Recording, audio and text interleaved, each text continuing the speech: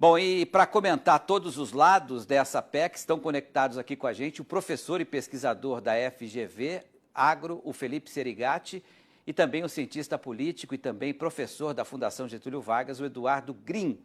Eu vou começar pela situação política, né, com o Green.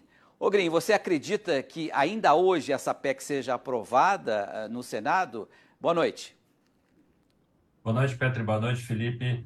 Sim, eu acho que é uma possibilidade grande dela ser aprovada hoje, inclusive por conta do calendário do Congresso, que se encerra logo aí na frente. E, pelo que se prevê, a tramitação da PEC na Câmara vai ser um pouco mais complicada, não apenas pelo número de deputados, mas também porque há mais resistências, sobretudo considerando o número de 192 deputados que não se elegeram para a próxima legislatura e, portanto, tem menos incentivos para aprová-la.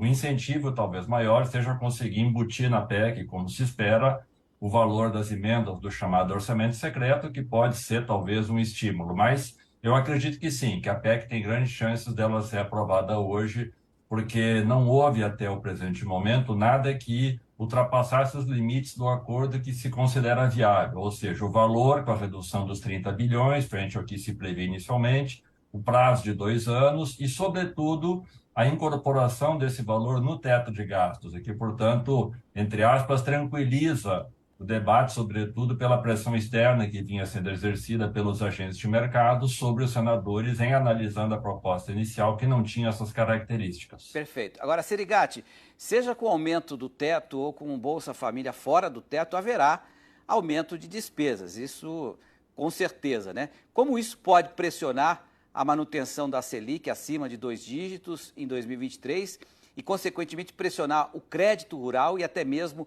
a formação do próximo Plano Safra? Boa noite. Maravilha, boa noite, Pedro, boa noite, professor Eduardo. Então vamos lá. Independente de onde a gente coloque a régua do teto, o fato é, vai sair mais dinheiro do cofre do Tesouro Nacional. Só que esse cofre, gente, não é que esse cofre está cheio de dinheiro, já está faltando dinheiro nesse cofre. Em outras palavras, para a gente conseguir fechar essas contas, nós já estamos emitindo dívida. Ao elevar o pé direito do teto, como a gente está, provavelmente a gente vai fazer agora, a gente está anunciando o quê? Olha, nós vamos emitir ainda mais dívida, o endividamento vai crescer ainda mais.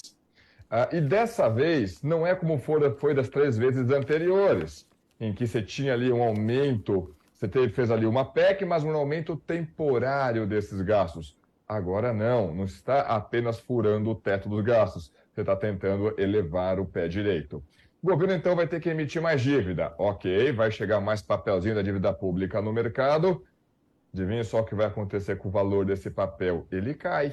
Esse papel valendo menos, a taxa de juros associada a esse papel vai ter que ser maior. Junto com isso, com a percepção de risco do mercado, uma vez que a nossa relação dívida-PIB para padrões de economia emergente não é baixa e a taxa de juros já está elevada, ou seja, o carregamento, a rolagem dessa dívida já está mais cara, puxa vida, a percepção de risco aumenta e o mercado passa a exigir um preço menor nesse papel, ou seja, uma taxa de juros cada vez maior.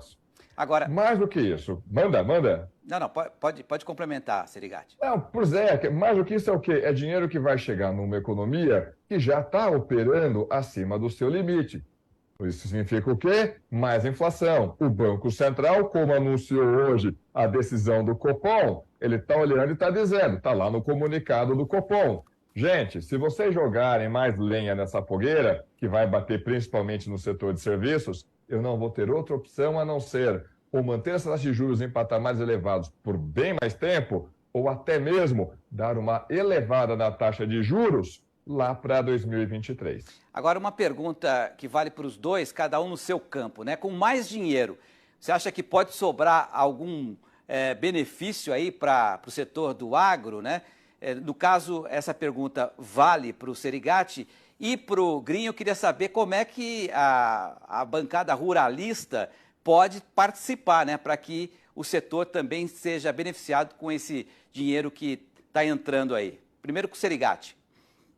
Então vamos lá, né? Certamente, quando o setor for discutir ali as necessidades, as condições de financiamento do próximo ciclo, da próxima safra, vão encontrar um custo de capital mais elevado. Seja porque internamente a gente vai estar operando com uma taxa de juros ainda bastante elevada, talvez até maior, seja porque lá fora nós estamos observando também uma conjuntura de taxas de juros mais altas, mais elevadas. Puxa vida, talvez a gente consiga amenizar isso alocando uma parte desse recurso adicional que está sendo aprovado junto às políticas públicas associadas ao setor. Pessoalmente, eu não contaria com isso, tá? Então, dado que nós estamos operando com restrição fiscal, certamente cada uma dessas moedinhas, se já não tiver carimbada, já tem várias mãos em cima delas. Além de não sobrar, o agro ainda pode ser taxado e cobrado, né? Agora, Green, do seu ponto de vista, a bancada ruralista pode funcionar de que forma nisso?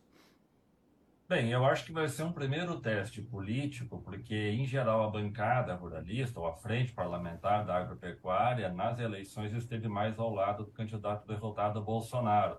E, portanto, eu acho que ainda há um processo, vamos dizer assim, de estremecimento ou de busca de uma aproximação política entre o governo eleito e a bancada que representa os interesses do agronegócio. Circulou um debate que talvez esse valor que ficasse fora do teto, aqueles 105 bilhões que se cogitava, que não vai mais ser esse valor, poderia eventualmente ser utilizado também para bater alguma coisa do seguro rural.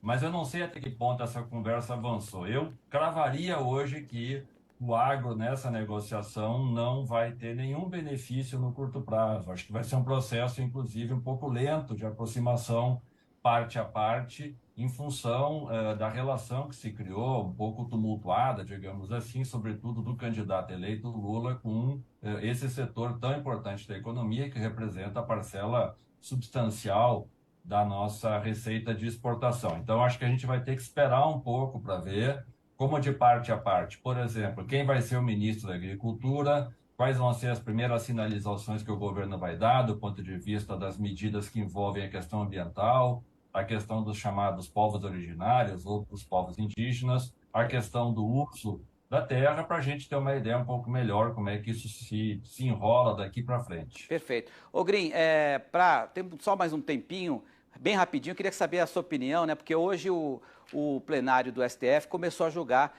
o destino das emendas de relator conhecidas como orçamento secreto. Que impacto isso pode ter sobre a PEC da transição e qual a sua posição sobre essas emendas?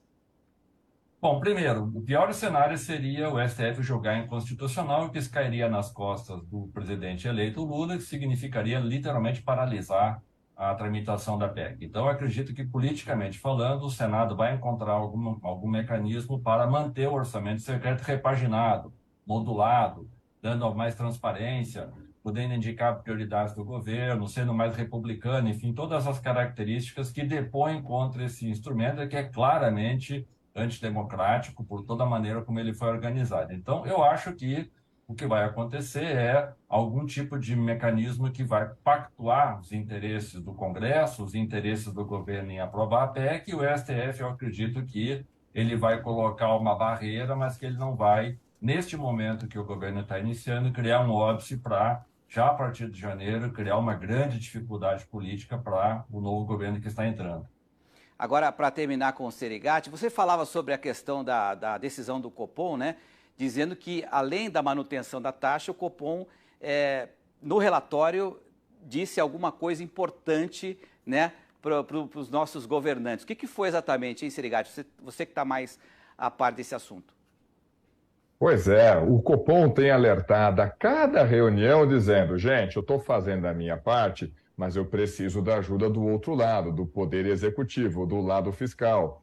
E a cada período a gente está vendo o lado fiscal, vamos dizer assim, ficando cada vez mais frouxo, jogando cada vez mais dinheiro na economia. Só que isso termina em inflação. Qual que é a contrapartida que o Banco Central está avisando? Ok, eu não tenho como controlar a política fiscal, mas a inflação é responsabilidade minha. Eu vou ter que elevar cada vez mais essa taxa de juros ou permanecer com ela elevada por mais tempo, uma vez que, se a inflação exceder a meta, vocês vão brigar, a comunidade, a sociedade vai brigar comigo e não com a política fiscal. Serigati, obrigado pela sua participação, Green também, pela análise, até uma próxima, boa noite. Obrigado, Pedro. Boa noite. Valeu.